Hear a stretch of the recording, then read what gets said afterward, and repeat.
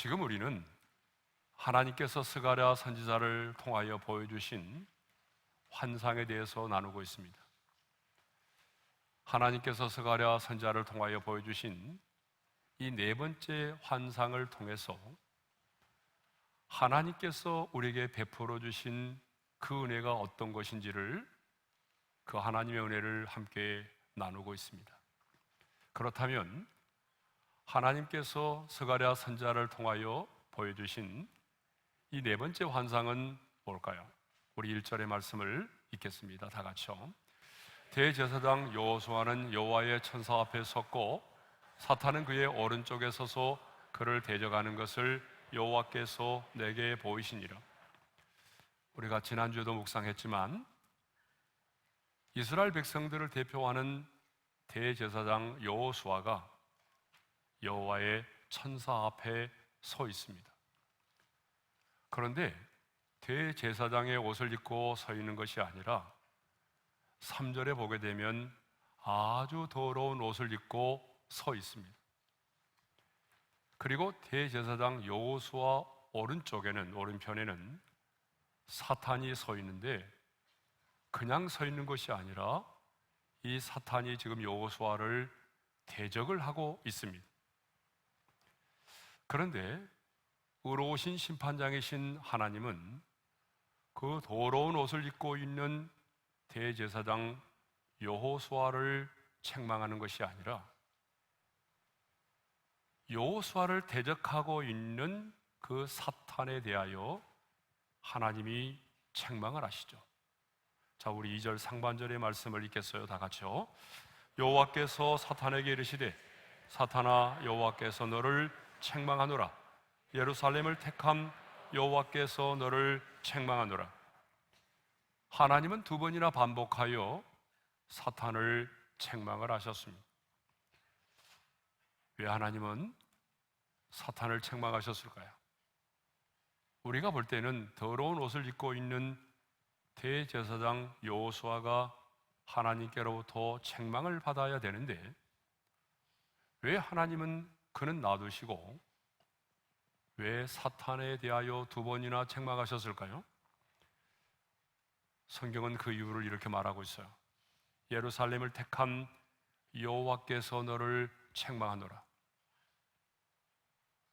하나님께서 예루살렘을 택하셨기 때문이라는 거예요.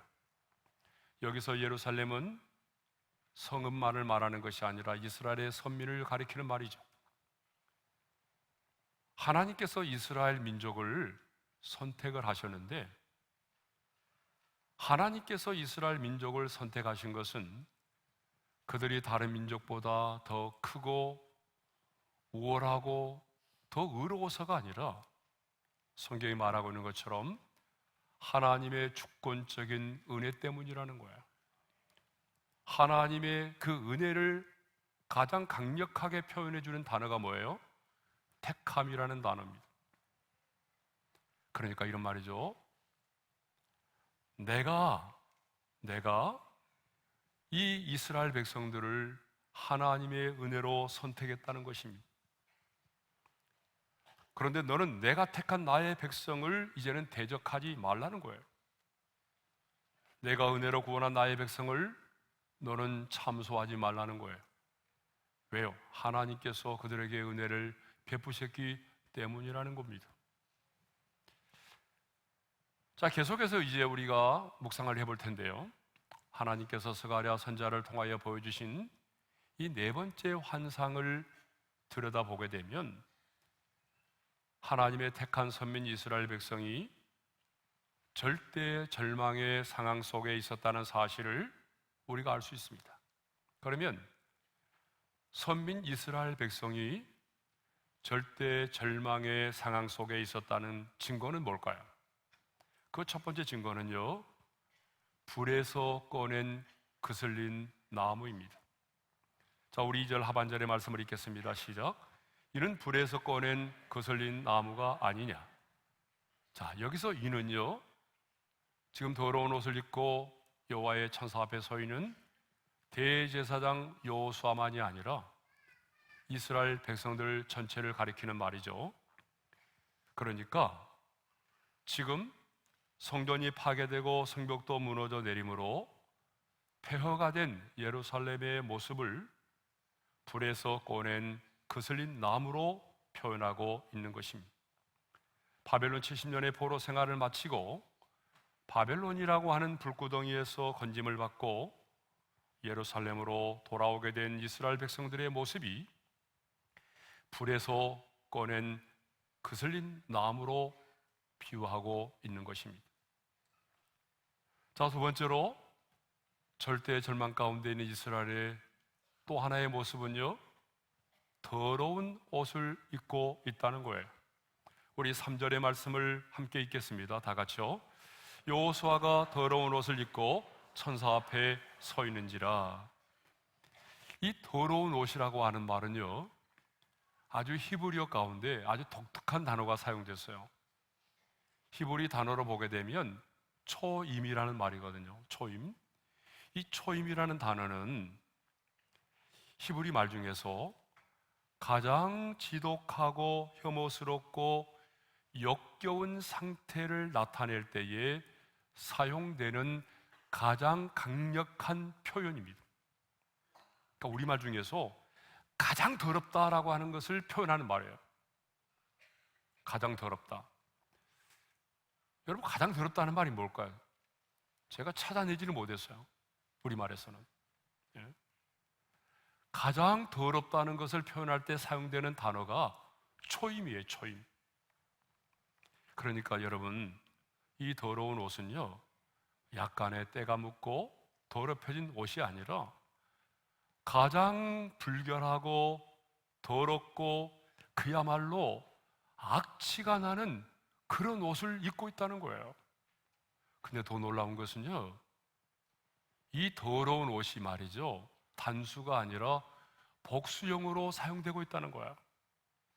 이 말은 무슨 말이냐면, 지금 이스라엘 백성들을 대표하고 있는 이 대제사장 여호수아가 이 더러운 옷을 말이죠, 겹겹이 입고 있다는 거예요. 그런데 이사야 선지자는요, 이스라엘이 부정하고 부패하여 있기 때문에 우리 스스로의 의는 하나님 앞에서 더러운 옷과 같다라고 말하고 있어요. 굉장히 충격적인 말이잖아요. 자, 이사야 64장 우리 6절의 말씀을 함께 읽겠습니다. 다 같이요. 무릇 우리는 다 부정한 자 같아서 우리의 의는 다 더러운 옷 같음이. 그러니까 우리 인간들이 말하는 의는요, 그것이 아무리 선하고 의롭게 보여도 하나님 앞에서는 뭐라는 거예요? 더러운 옷과 같다는 거예요. 예? 나는 법 없이도 사는 사람이야. 나는 양심적인 사람이야. 여러분, 아무리 여러분이 선하게 살고 양심대로 살고 법 없이도 사는 사람이라고 할지라도 여러분의 그 의는 하나님 앞에서는요, 더러운 옷과 같다는 거예요. 왜요? 우리 인간의 마음은 만물보다 거짓되고 심히 부패해 있기 때문입니다. 그보다 더 중요한 이유는, 아니, 우리 하나님이 우리가 생각하는 것보다 더 선하시고 거룩하시고 의로우신 분이시기 때문입니다. 성도 여러분, 하나님께서 스가랴 선지자의 환상을 통하여 보여주신 이 이스라엘 백성들의 모습은 불에서 꺼낸 거슬린 나무였어요. 더러운 옷을 입고 있는 추한 모습이었습니다. 그러니까 이스라엘은 어떤 희망도 가질 수 없는 절대 절망의 상황 가운데 있었던 것입니다. 이보다 큰 절망이 있을 수 있나요? 만일 그들이 바벨론에 끌려가서 영원히 그곳에서 노예로 살게 됐다면 그들은 나무가 아니라 아마 재가 되어버렸을 것입니다. 그런데 하나님은요, 이렇게 절대 절망 가운데 있는 그들을 그냥 놔두지 않으셨습니다. 그들을 긍휼히 여기셨습니다. 그래서 하나님은 그들을 불 가운데서 건져내셨습니다.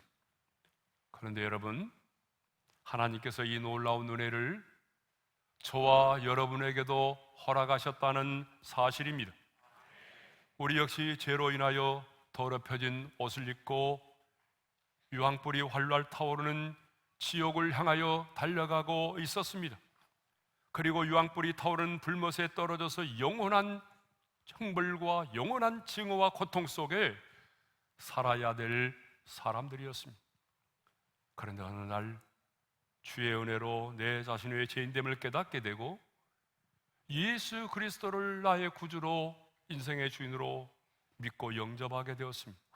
하나님께서 절대 절망 가운데 있는 이스라엘 백성들에게 놀라운 반전과 놀라운 역전의 은혜를 허락하신 것처럼 저와 여러분의 인생에도 놀라운 반전과 놀라운 역전의 은혜를 허락하셨습니다.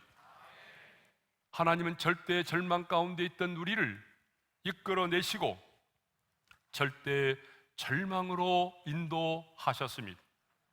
절대 희망은 비교되거나 맞설 것이 없는 것을 말합니다. 그것이 절대 희망이에요. 그 어떤 것과도 비교될 수 없고 맞설 수 없는 그 절대 희망으로 하나님이 우리를 인도하셨어요. 그러면 이제 하나님께서 우리에게 베풀어 주신 절대 희망이 무엇인지를 함께 나누도록 하겠습니다. 첫 번째로 하나님이 그 더러운 옷을 벗겨 주셨다는 거예요. 자, 우리 4절 상반절의 말씀을 우리 함께 읽겠습니다. 다 같이요. 여호와께서 자기 앞에 선 자들에게 명령하사 그 더러운 옷을 벗기라 하시고 또 여호수아에게 이르시되 내가 네 죄악을 제거하여 버렸으니. 하나님은 자기 앞에 선 자들 천사들에게 명령했습니다. 그 더러운 옷을 벗기라. 하나님이 그 더러운 옷을 벗기라고 명령을 하셨습니다. 하나님은 너무나 추하고 불결하고 더럽혀진 그것도 겹겹이 입고 있는 그 더러운 옷을 벗기라고 명령을 하셨습니다. 하나님은 사탄으로부터 정죄를 당하고 참소를 당하고 있는 그 더러운 옷을 방치하지 않으시고 그 옷을 벗기라고 명령하셨습니다. 그러면 더러운 옷을 벗긴다는 것은 무엇을 말할까요? 더러운 죄악이 제거되는 것을 말합니다. 그래서 하나님은 그 더러운 옷을 벗기라고 명하신 다음에 이렇게 말씀하십니다. 다 같이요. 내가 내 죄악을 제거하여 버렸으니. 이 말이 굉장히 중요한 말이죠. 다시 한번 읽겠습니다. 내가 내 죄악을 제거하여 버렸으니. 여러분, 원래 이 옷을 벗긴다는 것은요, 뭘 말하죠? 직분이나 지위를 박탈할 때 쓰는 말이잖아요. 당신 옷 벗고 나가, 그런 말도 많이 하잖아요. 그 사람의 지위나 직분을 박탈할 때 쓰는 말이에요. 그런데 하나님은 여기서 지금 지위를 박탈할 때 쓰는 말이 아니라 죄를 제거한다라고 하는 상징적인 행동으로 지금 옷을 벗기라고 말씀을 하신 거예요. 그러니까 하나님은요, 그 추하고 더러운 냄새나는 모든 불결한 죄를 제거해 주신 것입니다. 그런데요, 이 제거했다라고 하는 말의 언어적 의미가 뭐냐 그러면 멀리 옮기셨다는 말이에요. 죄를 제거했다는 말은 멀리 옮기셨다. 그래서 시편 103편 12절에 보게 되면 이런 말씀이 나오죠. 우리 함께 읽겠습니다. 다 같이요. 동이 서에서 먼 것 같이 우리의 죄과를 우리에게서 멀리 옮기셨으며. 동이 서에서 먼 것 같이 우리의 죄과를 멀리 옮기셨다라고 말하잖아요. 그러면 언제 우리의 죄가 제거되어지고 옮겨지고 사함을 얻습니까? 예수를 믿고 영접하는 그 한순간입니다. 우리가 예수를 믿고 영접하는 그 한순간에 저와 여러분의 모든 죄가 제거됩니다. 그래서 하나님께서는요, 그 더러운 옷을 벗기라고 명하신 다음에 4절 하반절에 이렇게 말씀하셨습니다. 아주 중요한 말씀입니다. 다시 한번 시작. 내가 내 죄악을 제거하여 버렸으니.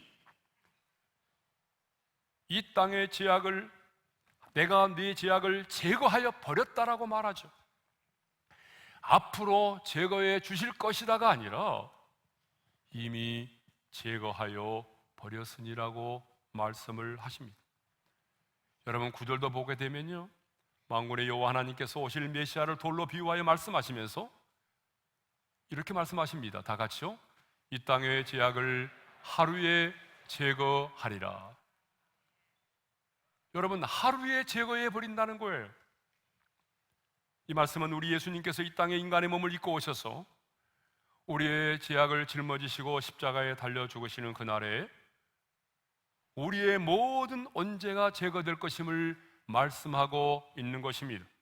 그렇습니다. 예수님은 십자가에 달려 죽으심으로 우리의 모든 죄값을 완벽하게 치르셨습니다. 그리고 다 이루었다라고 선포하셨습니다. 여러분, 우리가 잘 아는 것처럼 다 이뤘다는 말은 헬라어로 테텔레스타이라는 말인데, 이 말의 뜻이 뭐예요? 값을 지불하다, 환불했다, 청산하다라는 말이잖아요. 그러니까 우리 예수님이 우리의 죄값을 십자가에서 완벽하게 지불하시고 다 이루었다라고 선포하시는 그날에 인류의 모든 죄가 제거된 것입니다. 물론 이 말은 우리 안에 죄성이 사라졌다는 말은 결코 아닙니다. 그러니까 하나님은요, 자, 네가 앞으로 이렇게 살면 내가 너의 죄를 사하여 줄 거야 라고 말씀하시는 것이 아니라, 하나님은 먼저 예수를 믿는 저와 여러분의 모든 죄를 사하시고 우리를 의롭다 하시고, 그리고 우리가 말씀하십니다. 사랑하는 아들과 딸아, 내가 너의 모든 죄를 사하였으니, 내가 너를 값없이 의롭다함을 얻게 하였으니 너는 죄를 사함받은 자로서 죄와 투쟁하며 거룩하게 살아라, 그렇게 말씀하십니다. 죄를 사함받았기 때문에 죄를 사함받은 자로서 구별되게 살아야 한다는 것입니다. 뭐가 먼저죠? 죄 사함의 은혜가 먼저입니다. 여러분, 죄 사함을 먼저 받게 하시고 그 죄 사함의 은혜를 가지고 죄와 투쟁하면서 구별된 자로 살아가기를 원하신다는 것이죠. 상상할 수 없는 절대 희망의 두 번째 축복은 내게 아름다운 옷을 입혀 주신 것입니다. 4절 하반절의 말씀을 우리 한번 읽겠습니다. 다 같이요. 내가 내 죄악을 제거하여 버렸으니 내게 아름다운 옷을 입히리라 하시기로. 하나님은 사탄으로부터 대적을 당하고 참소를 당하고 있던 여호수아의 그 더러운 옷을 벗겨주시고 그 다음에는요, 아름다운 옷을 입혀주셨습니다. 여러분, 죄악을 제거하사 더러운 옷을 벗겨주신 것만도 감사한데, 하나님은 새로운 옷, 아름다운 옷을 입혀주신 것입니다. 그러니까 하나님은 새로운 옷, 아름다운 옷을 입혀주심으로 그 모든 더러운 죄악들이 제거되었음을 분명히 하신 것입니다. 아름다운 옷을 입혀주셨다는 것은요, 이사야 선지자가 예언한 것처럼 구원의 옷을 입혀주신 것을 말합니다. 이사야 61장 10절의 말씀을 우리 함께 읽겠습니다. 다 같이요. 내가 여호와로 말미암아 크게 기뻐하며 내 영혼이 나의 하나님으로 말미암아 즐거워하리니 이는 그가 구원의 옷을 내게 입히시며. 그러니까 하나님께서 그 더러운 옷을 벗겨주시고 아름다운 옷을 입혀주셨다는 것은 구원의 옷을 입혀주신 것을 말하죠. 신학적인 표현으로 말하면 하나님께서 우리에게 의롭다함을 허락하신 것을 말합니다. 요한계시록으로 말하면 우리 하나님께서 세마포 옷을 입혀주신 것을 말하죠. 더 넓은 의미로 말하면 이제 하나님께서 새로운 옷, 아름다운 옷을 입혀주셨다라고 하는 것은 이제 우리가 하나님께 속한 하나님의 사람으로서의 정체성을 가지고 새로운 삶을 살아야 한다는 의미인 것입니다. 세 번째로, 상상할 수 없는 절대 희망의 세 번째 축복은 정결한 관을 머리에 씌워 주셨다는 것입니다. 우리 5절의 말씀인데요, 함께 읽겠습니다. 다 같이요. 내가 말하되 정결한 관을 그의 머리에 씌우소서 하매 곧 정결한 관을 그 머리에 씌우며 옷을 입히고 여호와의 천사는 곁에 섰더라. 더러운 옷을 벗겨주시고 아름다운 옷을 입혀주시는 장면을 보고 있던 스가랴 선지자가 이렇게 요청합니다. 그 머리에 정결한 관을 씌워주세요. 그러자 곧바로 하나님께서 그 여호수아의 머리에 정결한 관을 씌워주셨습니다. 그러면 이 정결한 관은 뭘까요? 스가랴 6장 11절에 보게 되면 하나님이 씌워주신 이 정결한 관은요, 은과 금으로 된 면류관을 말합니다. 우리 함께 말씀을 읽겠습니다. 시작.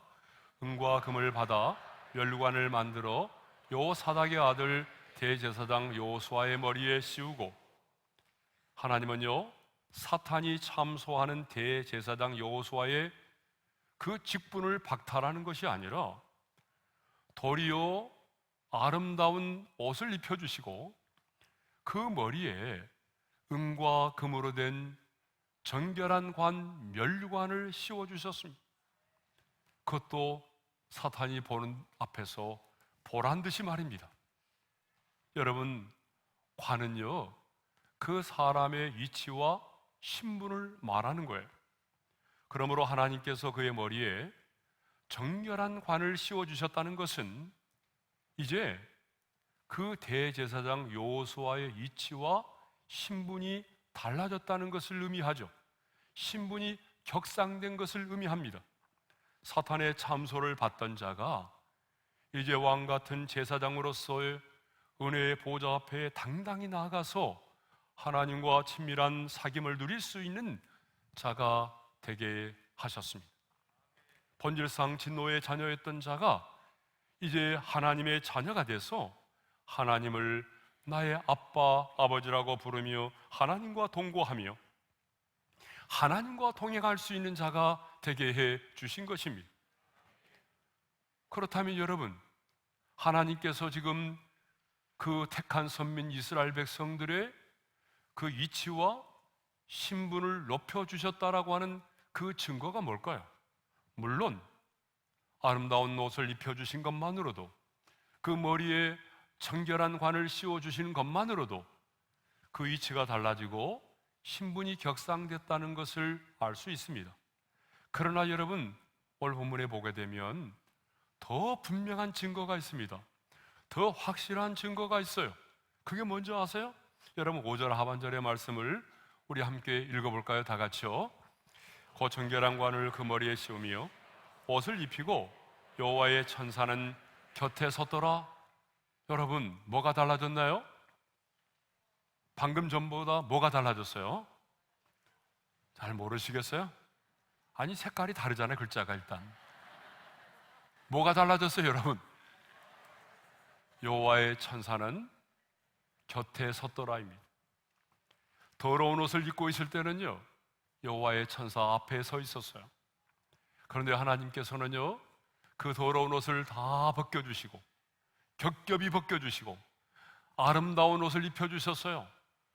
그리고 그 머리에 정결한 관을 씌워주셨습니다. 거기서 끝나는 것이 아니라 이제 여호와의 천사가 그 곁에 서 있다는 것입니다. 여러분, 지난 시간에 말씀드린 것처럼 학자들의 견해에 따르면 여기 여호와의 천사는 성육신하기 전에 예수 그리스도라고 말하고 있다는 거죠. 그러므로 하나님께서 지금 그 여호와의 천사 곁에 대제사장 여호수아를 두었다고 하는 것은 무엇을 말합니까? 바로 하나님과의 친밀한 교제를 나눌 수 있는 하나님의 자녀가 되었음을, 본질상 진노의 자녀였던 자가 이제는 하나님을 아빠, 아버지라고 부를 수 있는 자가 되었다는 사실을 말해주는 거죠. 하나님의 자녀됨을 분명히 보여주기 위해서 대적하고 참소하던 사탄으로 하여금 더 이상 참소하지 못하도록 하기 위해서 보란 듯이 하나님께서는 그 여호와의 천사를 바로 대제사장 여호수아 곁에 두었던 것입니다. 신분이 바뀌었다는 거죠. 왕 같은 제사장이 되었다는 거죠. 그러므로 너희는 더 이상 하나님의 사람을 참소하지 말라는 거예요. 이것이 바로 저와 여러분이 받은 놀라운 은혜이고 축복입니다. 그러면 조금 전까지 맹렬하게 정죄하고 참소하며 대적하였던 사탄은 어떻게 되었을까요? 자신이 보는 앞에서 더러운 옷이 벗겨지고 아름다운 옷이 입혀지고 자신이 보는 앞에서 그 머리에 정결한 관이 씌워지고 또 여호와의 천사 곁에 있게 되는 모습을 지켜보아야만 했습니다. 절대 절망에서 절대 희망으로 바뀌어지는 은혜의 현장을 목격하면서 억울하지만 항의할 수도 없었습니다. 비통한 심정으로 입을 다물고 잠자코 있을 수밖에 없었습니다. 아니, 더 이상 참소할 수도 없었습니다. 사랑하는 성도 여러분, 하나님은 이렇게 절대 절망 가운데 있던 우리를 이끌어내사 절대 희망으로 인도하셨습니다. 이것이 저와 여러분이 받은 은혜이고 축복인 것입니다. 그래서 사도 바울은 이 은혜를 알았기에 고린도전서 15장 10절에서 이렇게 말하고 있습니다. 우리 한번 읽어볼까요? 다 같이요. 그러나 내가 나된 것은 하나님의 은혜로 된 것이니 내게 주신 그의 은혜가 헛되지 아니하여 내가 모든 사도보다 더 많이 수고하였으나 함께 하신 하나님의 은혜로라. 사도 바울은 절대 절망의 상황에서 나를 이끌어내시고 절대 희망으로 나를 인도하신 하나님의 은혜를 알았기에 고백합니다. 나의 나된 것은 하나님의 은혜로 된 것이. 여러분, 이 고백이 바울의 고백이 아니라 바울만의 고백이 아니라 저와 여러분 모두의 고백이 되기를 바랍니다. 나의 나된 것은 내가 아니요 하나님의 은혜로 된 것입니다. 근데 바울은 여기서 멈추지 않습니다. 나의 나된 것은 하나님의 은혜로 된 것이기에 하나님이 내게 주신 이 은혜가 헛되지 않기 위해서 내가 다른 사도보다 더 많이 수고했노라고 말합니다. 절대 절망에서 절대 희망으로 옮겨진 이 놀라운 하나님의 은혜와 축복을 아는 자는 절대로 아무렇게나 살지 않습니다. 저는 오늘 이 말씀을 듣는 우리 모두가 내게 베풀어 주신 그 측량할 수 없는 하나님의 은혜를 알기에 절대 절망에서 절대 희망으로 나를 옮겨주신 하나님의 은혜를 알기에 그 은혜가 헛되지 않기 위해서 더 많이 하나님의 나라와 복음을 위하여 충성하고 헌신하는 저와 여러분 될 수 있기를 주님의 이름으로 축원합니다.